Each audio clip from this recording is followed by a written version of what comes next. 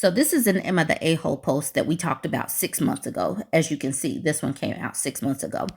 Apparently there was an update about 1 month ago and we just caught wind of it. Nobody even told me. Instead of making people go try to find the post from 6 months ago, I'm just going to do the whole post. Plus, we've added plenty of subscribers since then, so let's everybody get on the same page. Buckle up because this is a long one. It's the whole post and a couple of updates, so let's just buckle up. Get you a beverage, get you a snack. She says, am I the a-hole for leaving my boyfriend for no reason? So she's 26 and Eric, her boyfriend, is 28. Eric, her boyfriend, is 28. She says, I have been with my now ex-boyfriend, Eric, for 2 years. Overall, we've had a good relationship, nothing crazy, until last night when things completely fell apart. We were out at a bar with some of his friends, just having a normal night. Drinks, food, the usual. Eric and his friend Mark, who's 28, were joking around, and Eric made a comment about how much Mark was eating. Something like, careful, Mark, you'll eat the whole damn bar. It seemed harmless at first, just typical guy humor. But then Mark looked right at me and said, if only she knew. It was one of those moments where you instantly feel uncomfortable, like there's something going on behind your back. I had no idea what Mark was talking about. The whole vibe at the table shifted, but before I could even react, Eric exploded. He went off on Mark, screaming at him to shut the F up, to hold him back. Mark didn't really react, which only made Eric angrier. The whole thing was awkward as hell, and we ended up leaving early. When we got back to my place, I couldn't stop thinking about that comment, so I asked Eric, what the hell did Mark mean by if only she knew? What don't I know? And instead of just answering me like a normal person, Eric lost it again. He started yelling at me, telling me to drop it and stop being paranoid. He was dodging every question, getting more pissed every time I brought it up. I wasn't trying to pick a fight. I just wanted to know what was going on. It felt like there was something important being hidden from me, and I wasn't about to let it slide. But every time I asked, he just got more defensive and angry. Finally, he stormed out of my apartment. He doesn't live with me, so I locked the door and called it a night. I didn't hear from him until this morning, and when I did, it was just more angry texts telling me to drop it and leave him alone. At that point, I was done. I'm not going to sit around and be treated like I'm crazy for asking a simple question. I text him back saying, we're done. I need space, and if he can't be honest with me, then I don't want any part of this relationship. End of story. Here's where it gets worse. He's been going around to our mutual friends telling them that I left him for no reason and trying to make it seem like I'm the one who overreacted. Some of them have even reached out to me saying I should have just let it go and that I'm blowing things out of proportion. I told them to mind their own effing business. I don't care what they think. None of them were in that moment. None of them saw how he acted, and none of them have to live with the pit in their stomach that I've had since that weird comment from Mark. I'm not about to stay in a relationship where I feel like something shady is going on behind my back. If Eric can't be straight with me after 2 years together, then what's the point? So Reddit, am I the a-hole for leaving him over this? This post got a lot of traction, a lot of comments, and instead of creating a second post, she just did an update. I feel like I'm living in some kind of twisted nightmare, and the more I try to make sense of it, the worse it gets. Mark called me today while I was at work. I didn't expect him to call me because he was ignoring me. I stepped outside to take the call, and he told me something that I never in a million years could have prepared for. All right, before I get into this update, just know and understand that there is some gross and very terrible things that this man was doing to this woman. So I'm just putting that trigger warning right here, right now, before I start. All right, it says, update. I feel like I'm living in some kind of twisted nightmare, and the more I try to make sense of it, the worse it gets. Mark called me today while I was at work. I didn't expect him to call because he was ignoring me. I stepped outside to take the call, and he told me something that I never in a million years could have prepared for. This is where the triggering part could come in. He told me that Eric has been putting other men's semen into my food, drinks, skincare, shampoo, conditioner, and even my toothpaste. I'm not exaggerating. I'm not being dramatic. That's what Mark said. Eric has apparently been hooking up with random men, having them finish into cups, and then using it in my meals and drinks like it's some kind of sick joke. Even as I write this, I'm still in complete disbelief. Who does that to someone? Mark said he found out about this a week ago, but for some reason it took him that long to tell me. A week.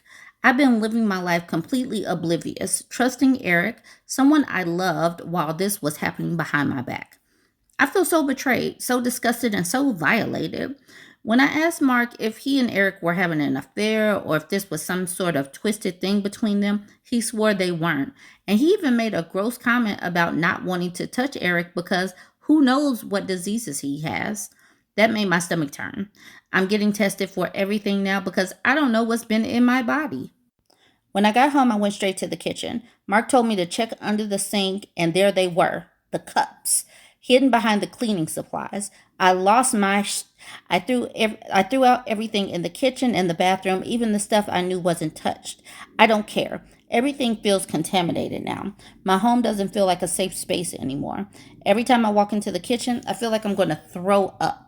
I can't even function without my mind going to dark places, thinking about all the times I had no idea what was happening. I don't have any solid proof of this. It's just Mark's word and those disgusting cups. And I feel so powerless. If nothing can be done about this, I honestly don't know what I'm going to do. How is this even legal? How can someone get away with something so vile? I don't know if I'll ever be able to trust anyone again. This whole thing has been messing with my head in ways I can't even explain. I feel dirty. I feel like I've been violated on such a deep level, and there's nothing that I can do. I can do to undo it. My mom wants me to check into a hospital just to make sure I'm okay mentally, and honestly, I'm gonna do it. I don't feel stable right now. I don't feel like myself. I'm scared I might hurt myself or someone else. Eric was eating the same food. He was eating the food that he had contaminated right alongside me. Was it a kink?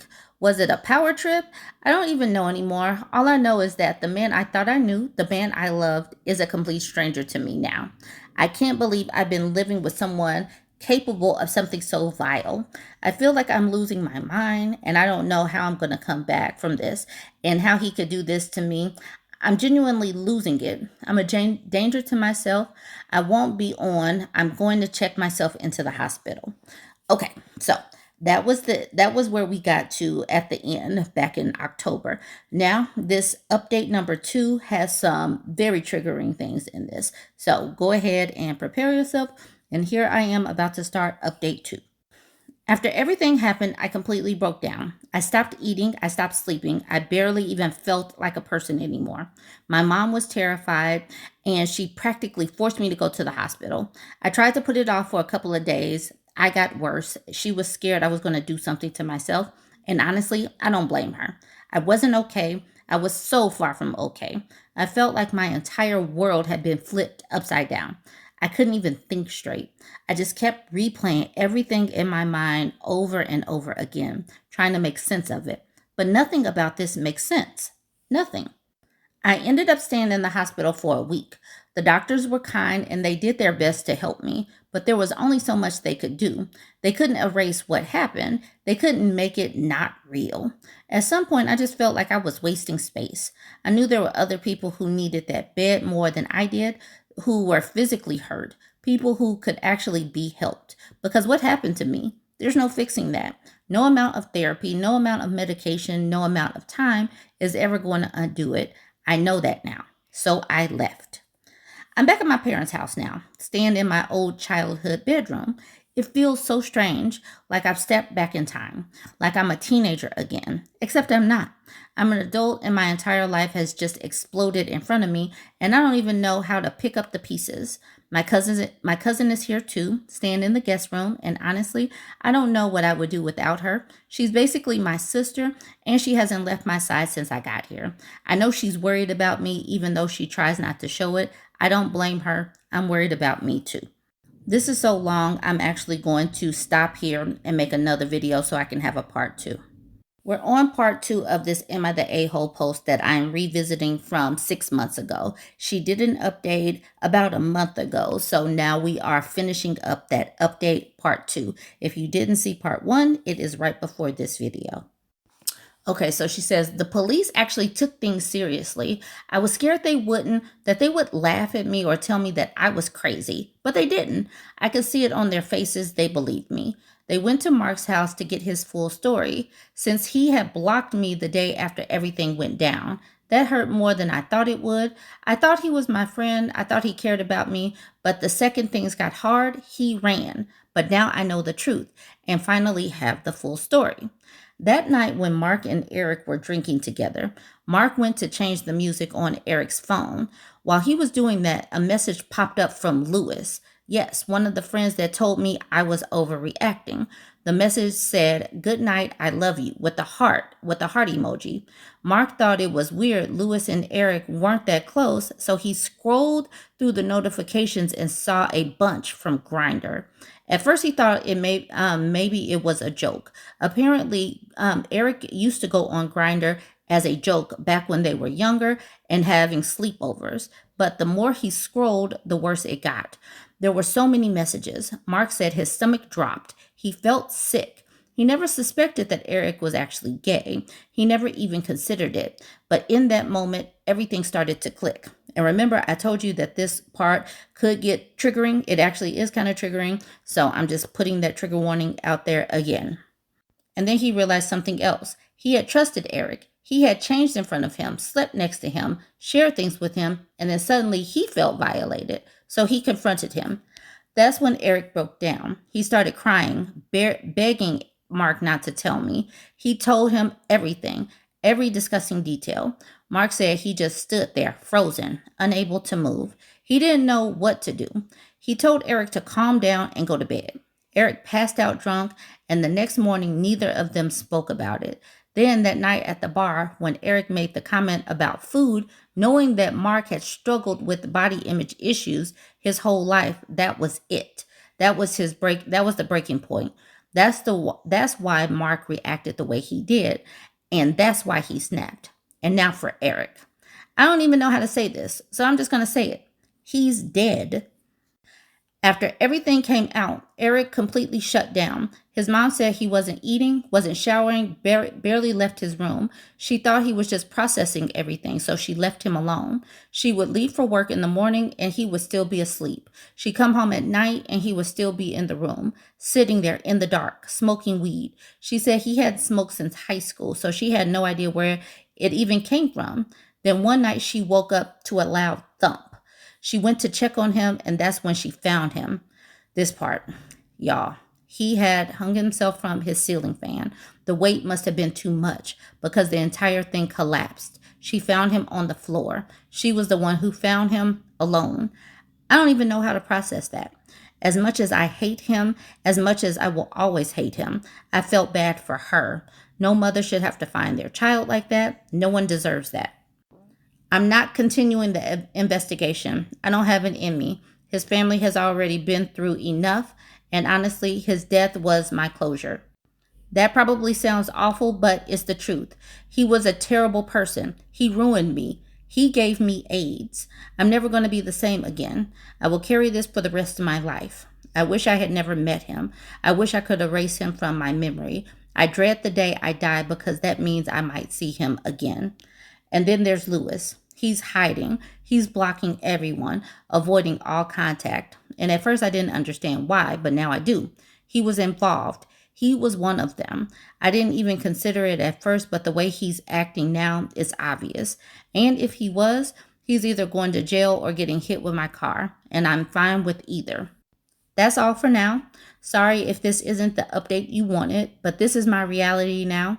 I'm so angry the thought of death doesn't even bring me peace because he ruined that for me. There's so much more to this, but I don't think it's really necessary for you guys. It's mostly just police stuff. Eric's family wanted me to attend his funeral, and then there's the whole situation with Lewis, and also Mark tried to sleep with me. Thank you so much for the support, and I'm sorry it took so long to update. I wasn't okay. I'm still not, but I'm doing better. Your comments and messages kept me going. I love you all. Whew, that was a lot. That was a lot to read. That was a lot to put together. This is just a lot. And, yeah, okay, I'm just going to end it there. Y'all can join the conversation. Let me know what you think.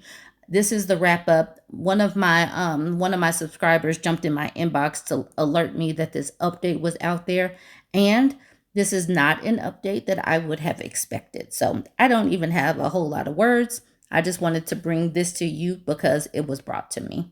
So let me know what you think. Join the conversation. Don't forget to like, comment, and share.